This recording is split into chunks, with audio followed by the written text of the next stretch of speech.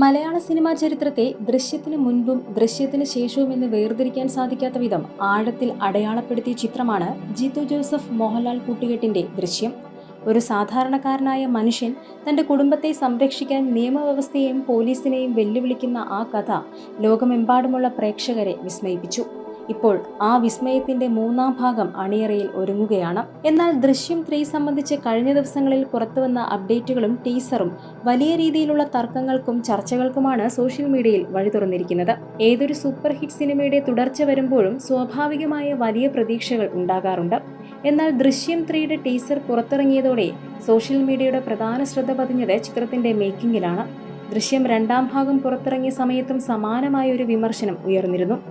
ഈ സിനിമയുടെ മേക്കിംഗ് ഒരു ടെലിവിഷൻ സീരിയലിന്റെ നിലവാരത്തിലുള്ളതാണ് എന്നും ഇപ്പോൾ 3ാം ഭാഗത്തിന്റെ ടീസറിലും അതേ നിലവാരത്തിലുള്ള വിഷ്വലുകളാണ് കാണാൻ സാധിക്കുന്നതെന്നുമാണ് വിമർശകരുടെ പക്ഷം. ലോ ബജറ്റിൽ ഒരുങ്ങുന്ന ചിത്രമാണോ ഇതെന്ന് തോന്നിപ്പിക്കും വിധത്തിലുള്ള ലൈറ്റിംഗും സിനിമാറ്റോഗ്രാഫിയും ഒരു വിഭാഗം പ്രേക്ഷകരെ നിരാശരാക്കുന്നുണ്ട്. ഇത്രയും വലിയൊരു ഫ്രാഞ്ചൈസിക്ക് ചേരുന്ന ക്രാഫ്റ്റ് ജിത്തു ജോസഫിനുണ്ടോ എന്ന ചോദ്യം സോഷ്യൽ മീഡിയയിൽ സജീവമാണ്. ദൃശ്യം പരിപാടി ഇതോടെ നിർത്തുന്നതാണ് നല്ലത്.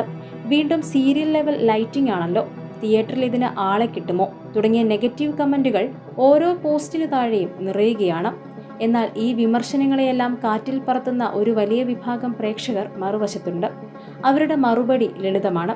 ദൃശ്യമെന്നത് ലൊക്കേഷനുകളുടെ ഭംഗിയോ ഗ്രാഫിക്സിന്റെ മായക്കാഴ്ചയോ അല്ല, മറിച്ച് ജിത്തു ജോസഫ് എന്ന ക്രാഫ്റ്റ്സ്മാന്റെ ബുദ്ധിയും തിരക്കഥയുമാണ്. നാം ആദ്യ 2 ഭാഗങ്ങളിലും കണ്ടത് ലളിതമായ ഒരു കുടുംബത്തിന്റെ കഥയാണ്.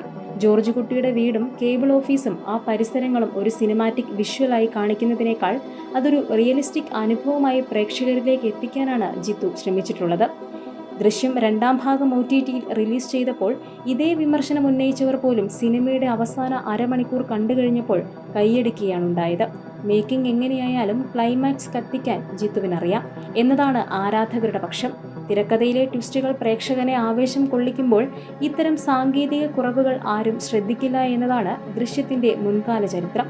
ദൃശ്യം 3ക്ക് വേണ്ടി ആരാധകർ ഇത്രയേറെ കാത്തിരിക്കാൻ പ്രധാന കാരണം മോഹൻലാൽ എന്ന നടനാണ്. ജോർജ് കുട്ടി എന്ന കഥാപാത്രം അദ്ദേഹത്തിന്റെ കൈകളിൽ സുരക്ഷിതമാണ്.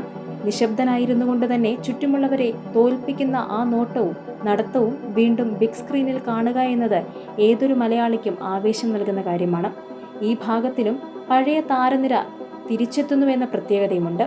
ജോർജ് കുട്ടിയുടെ ഭാര്യയായ മീനയും മക്കളായ അൻസിബയും എസ്തറും എത്തുമ്പോൾ അതൊരു സമ്പൂർണമായ ഫാമിലി ത്രില്ലർ അനുഭവം ഉറപ്പു നൽകുന്നുണ്ട്. ഇതിനൊപ്പം സിദ്ദിഖിന്റെയും ആശാ ശരത്തിന്റെയും കഥാപാത്രങ്ങൾ കൂടി ചേരുമ്പോൾ ദൃശ്യമെന്ന പസിൽ പൂർണ്ണമാവുകയാണ്. കുടുംബ ബന്ധങ്ങൾ, അവർ നേരിടുന്ന മാനസിക സമ്മർദ്ദങ്ങൾ, സസ്പെൻസ് എന്നിവ കോർത്തിണക്കി മറ്റൊരു മികച്ച ചിത്രമാണ് അണിയറയിൽ ഒരുങ്ങുന്നത്. ദൃശ്യം 3യുടെ ടീസർ സൃഷ്ടിച്ച ട്രോളുകൾ ഒരു തരത്തിൽ സിനിമയ്ക്ക് വലിയ പ്രൊമോഷനാണ് നൽകുന്നത്. വിമർശിക്കുന്നവരും അനുകൂലിക്കുന്നവരും ഒരുപോലെ ഈ സിനിമയ്ക്കായി കാത്തിരിക്കുന്നുവെന്നതാണ് സത്യം. ട്രോളുകൾ ഏറും തോറും സിനിമയെക്കുറിച്ചുള്ള ചർച്ചകൾ ജനഹൃദയങ്ങളിലെത്തുന്നു. ചിത്രം റിലീസ് ചെയ്യുമ്പോൾ ഒരു കാര്യം ഉറപ്പാണ്, തിയേറ്ററുകളിൽ വൻ തിരക്കായിരിക്കും. ദൃശ്യം 3ക്ക് ലഭിക്കാതെ പോയ തിയേറ്റർ ആഘോഷം 3ാം ഭാഗത്തിലൂടെ തിരിച്ചുപിടിക്കാനാണ് അണിയറ പ്രവർത്തകർ ലക്ഷ്യമിടുന്നത്.